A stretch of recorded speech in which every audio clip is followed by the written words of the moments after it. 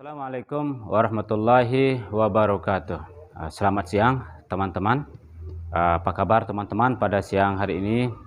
Seperti biasa, saya mengharapkan pada siang hari ini kembali menemui teman-teman dalam keadaan bahagia, ceria, dan sehat walafiat serta tidak kekurangan satu apapun. Bertemu lagi dengan saya pada channel Kursus Bruga, belajar bahasa Inggris itu menyenangkan. Pada video kali ini, kita akan kembali membahas materi pelajaran bahasa Inggris. Apa itu materinya? Materinya berjudul menggunakan relative pronoun untuk membuat makna yang. Nah, kita tulis saja judulnya teman-teman. Relative pronoun untuk membuat makna yang. Ini yang akan kita bahas pada video kali ini. Apa itu relative pronoun? Ini yang perlu kita ketahui sebelum kita membahas tentang bagaimana membuat makna yang menggunakan relative pronoun tersebut. Relative pronoun itu adalah kata who, kemudian kata whom, ada juga which, kemudian ada juga that, dan yang terakhir adalah whose. Nah, ini yang termasuk ke dalam relative pronoun.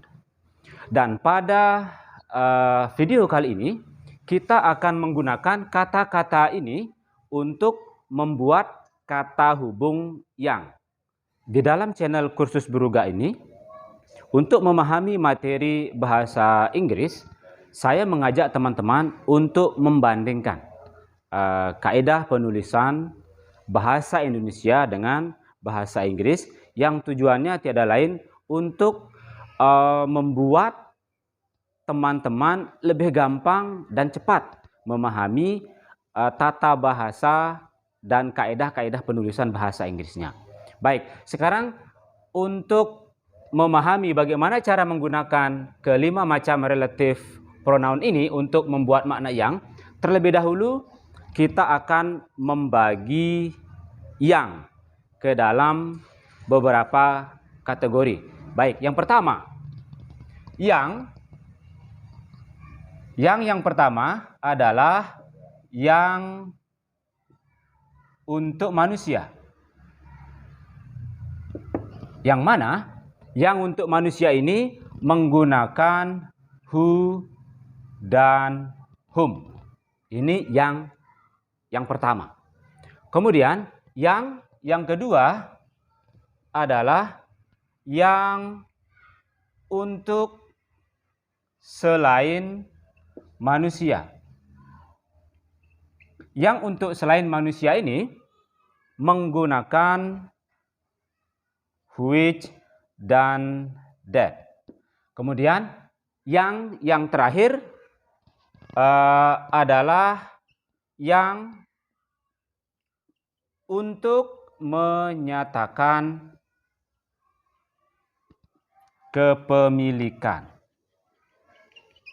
Yang untuk menyatakan kepemilikan ini menggunakan relative pronoun whose. Demikian teman-teman pembagian yang. Jadi sebelum kita membahas bagaimana cara menggunakan kelima macam relative pronoun ini untuk menggabungkan kalimat agar bermakna yang, maka terlebih dahulu kita bagi yang ke dalam 3 kategori. Kategori pertama adalah yang untuk manusia, yang untuk selain manusia, dan yang untuk menyatakan kepemilikan. Baik, sekarang kita mulai dengan yang untuk manusia. Yang untuk manusia ada 2, yaitu who dan whom. Who digunakan jika setelah kata yang terdapat kata kerja. Demikian teman-teman. Kemudian yang whom digunakan jika setelah kata yang terdapat subjek atau orang. Nah, jadi yang untuk manusia mempunyai cara penggunaan yang berbeda-beda. Jadi yang who digunakan jika setelah kata yang terdapat kata kerja. Sedangkan yang whom digunakan jika setelah kata yang terdapat subjek. Baik teman-teman, untuk lebih memperjelas mengenai materi yang untuk manusia ini, baik sekarang saya akan memberikan teman-teman sebuah contoh. Contohnya adalah, misalnya ada dua buah kalimat yang akan kita hubungkan dengan kata yang. Kalimatnya adalah, dia adalah guru saya. Dia mengajar saya bahasa Inggris. Baik. Di sini terdapat dua kalimat yang akan kita gabung menggunakan kata hubung yang, menggunakan relatif pronoun. Jadi sekarang untuk mengetahui apa yang akan kita pergunakan, terlebih dahulu kita harus menggabungkan kedua kalimat bahasa Indonesia ini menjadi satu kalimat dalam bahasa Indonesia untuk mengetahui penekanannya kemana. Sehingga penekanannya gampang kita ketahui untuk mengetahui yang apa yang akan kita pergunakan. Baik, sekarang kita gabungkan saja kedua kalimat ini agar menjadi satu kalimat, sehingga kalimatnya menjadi, dia adalah guru saya yang mengajar saya bahasa Inggris. Nah, di sini patokan kita sekarang adalah kata yangnya. Nah, untuk mengetahui penekanan kalimat ini setelah digabung kemana, untuk mengetahui penekanannya kemana, kita harus bertanya kepada diri sendiri mulai dari kata yang. Baik, sekarang, yang mengajar saya bahasa Inggris, guru. Nah, sehingga kalimat ini penekanannya ke manusia. Nah, di sini yang untuk manusia menggunakan dua, ada who dan whom. Nah, setelah kita bertanya kepada diri sendiri perihal kemana penekanan kalimat ini, yang mengajar saya bahasa Inggris adalah guru, berarti penekanannya ke manusia. Maka kita mengetahui bahwa yang akan kita pakai adalah yang untuk manusia, yaitu who dan whom. Akan tetapi, apakah who atau whom? Itu masalahnya. Nah, sekarang kita harus melihat. Di sini setelah kata yang, ada kata kerja, mengajar. Nah, di sini dikatakan, who digunakan jika setelah kata yang terdapat kata kerja. Maka di sini nanti yangnya menggunakan who. Demikian teman-teman. Nah, sehingga sekarang kita bahasa Inggriskan kalimat ini dulu satu persatu. Dia adalah guru saya, bahasa Inggrisnya he is my teacher. Dia mengajar saya bahasa Inggris. Bahasa Inggrisnya adalah he teaches me English. Nah, sekarang kita akan gabungkan kedua kalimat ini ke dalam bahasa Inggris. Patokannya pada kalimat yang sudah kita gabungkan dalam bahasa Indonesia ini. Maka menjadi, he is my teacher. Yang mengajar, who. Yang mengajar, dianya hilang. Karena subjeknya dua, maka harus dihilangkan salah satunya. Yang dihilangkan adalah yang kedua. Yang mengajar, who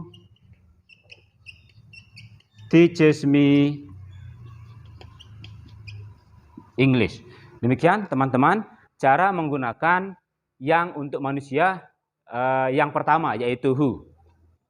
Sekarang kita akan membuat contoh bagaimana cara menggunakan whom yang untuk manusia whom. Baik, sekarang teman-teman akan saya berikan sebuah contoh. Contohnya begini. Dia adalah teman saya. Kamu melihatnya kemarin. Nah, sebelum kita membuat penggabungannya dalam bahasa Inggris, terlebih dahulu kita harus menggabungkan kedua kalimat ini dalam bahasa Indonesia untuk mengetahui yang apa yang akan kita pergunakan. Nah, baik, sekarang kita gabungkan saja ke dalam bahasa Indonesia terlebih dahulu, sehingga kalimatnya menjadi, dia adalah teman saya yang kamu lihat kemarin. Seperti biasa, untuk mengetahui kemana arah penekanan kalimat ini, maka kita harus bertanya kepada diri sendiri mulai dari kata yang. Baik, sekarang kita bertanya, yang kamu lihat kemarin? Teman. Nah, maka penekanannya kepada manusia. Akan tetapi, yang untuk manusia itu ada dua, ada who dan whom. Yang manakah di antara kedua ini yang akan kita pakai? Maka sekarang kita melihat, ada apa setelah kata yang. Jika setelah kata yang terdapat subjek, nah di sini setelah kata yang terdapat kamu subjek, maka kita menggunakan whom. Sehingga di sini yangnya adalah whom. Nah, sekarang kita langsung saja gabungkan ke dalam bahasa Inggris setelah mengetahui penggabungan ke dalam bahasa Indonesianya. Dia adalah teman saya. Bahasa Inggrisnya ada she is my friend. Kamu melihatnya kemarin. Kemarin bentuk past, sehingga menjadi bentuk kedua melihat adalah you saw-nya perempuan, you saw her yesterday. Nah, di sini penggabungan bahasa Indonesianya kita langsung saja bahasa Inggriskan. Dia adalah teman saya. Bahasa Inggrisnya she is my friend. Yang kamu, yangnya menggunakan whom, karena setelah yang ada subjek. Whom you lihat saw yesterday. Demikian teman-teman cara kita menggunakan who dan whom dalam bahasa Inggris. Lalu sekarang bagaimana cara kita menggunakan relative pronoun untuk selain manusia? Seperti yang sudah saya tuliskan di sini, jika penekanan kalimat kepada selain manusia, maka kita menggunakan relative pronoun which dan that. Untuk diketahui oleh teman-teman bahwa which dan that ini tidak ada perbedaan dalam hal penggunaannya. Tidak seperti who dan whom yang untuk manusia yang sudah saya jelaskan sebelumnya. Jadi which dan that bisa kita gunakan tanpa kita harus melihat setelah kata yang ada apa, seperti cara menggunakan who dan whom. Yang jelas, cukup dengan mengetahui bahwa penekanan kalimatnya itu ke selain manusia atau ke benda, maka kita bisa memilih salah satu daripada relative pronoun ini. Nah, sekarang untuk mempercepat atau mempermudah pemahaman teman-teman mengenai cara menggunakan yang untuk selain manusia, kita langsung saja ke contoh. Ini adalah mobil saya. Nah, saya membelinya kemarin. Nah, untuk mengetahui penekanan kalimat ini kemana, terlebih dahulu kita harus menggabungkan kedua kalimat ini ke dalam bahasa Indonesia agar menjadi satu kalimat. Sehingga penggabungan bahasa Indonesianya menjadi, ini adalah mobil saya.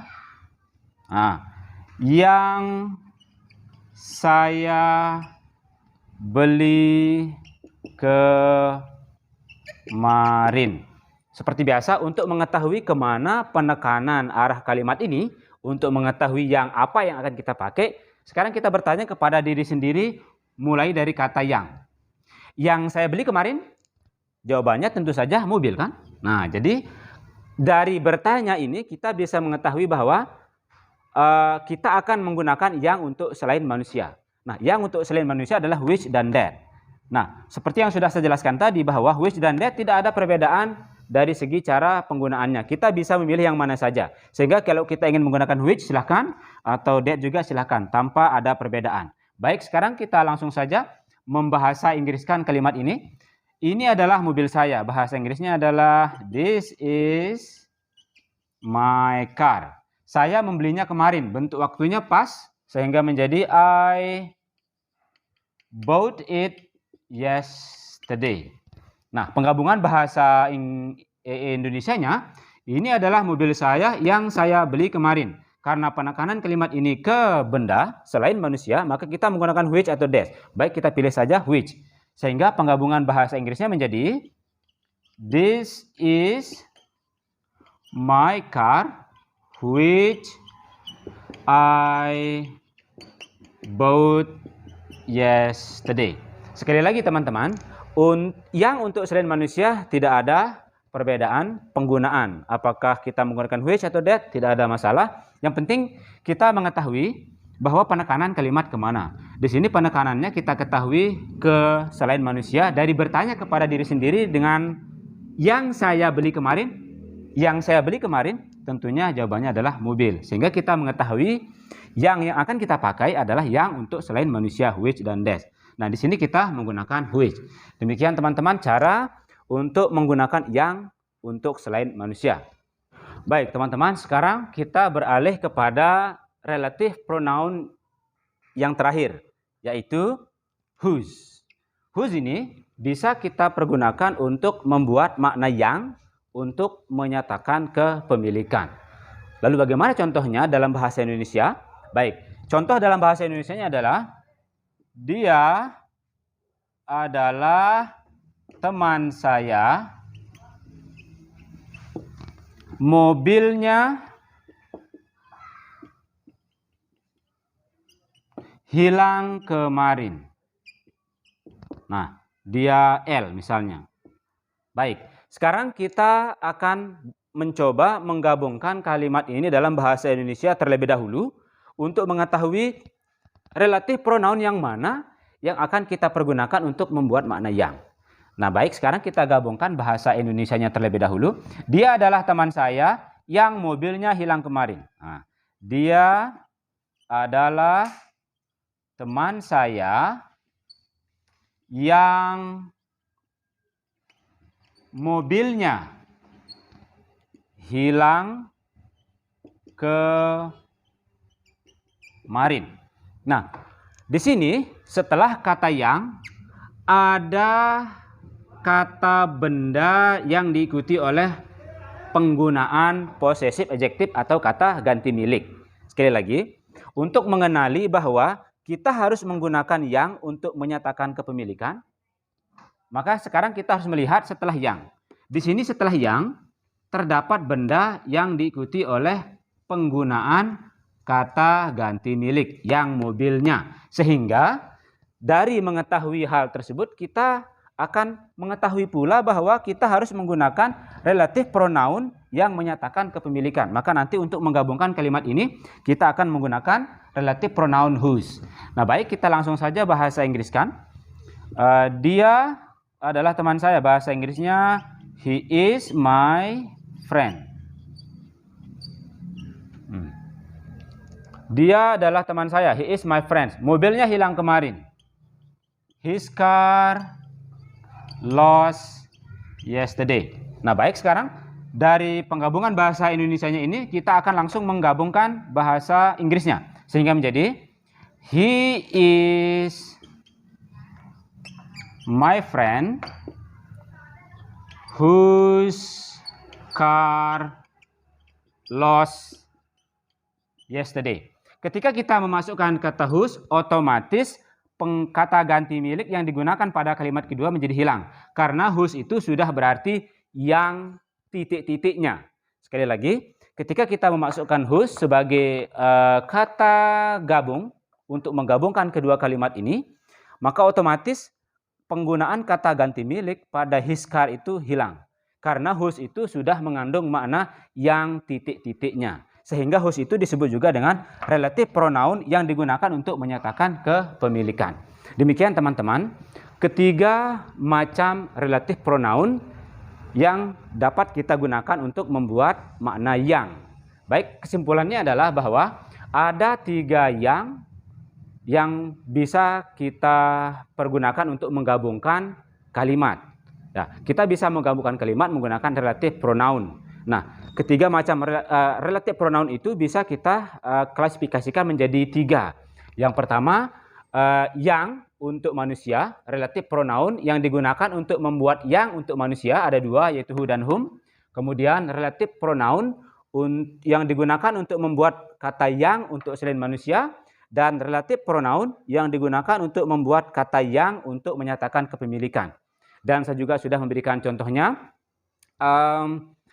Dan tidak lupa pula saya mengingatkan kembali kepada teman-teman untuk selalu mendukung channel Kursus Beruga ini agar kedepannya bisa selalu terus konsisten berbagi kemanfaatan dengan tidak lupa menekan tombol like, subscribe, dan mengaktifkan notifikasi lonceng agar teman-teman tidak melewatkan materi-materi menarik lainnya mengenai pelajaran-pelajaran bahasa Inggris. Semoga teman-teman bisa memahami materi mengenai bagaimana cara menggunakan relative pronoun untuk membuat makna yang pada video kali ini. Sampai bertemu pada video selanjutnya. Terima kasih atas atensi teman-teman. Assalamualaikum warahmatullahi wabarakatuh.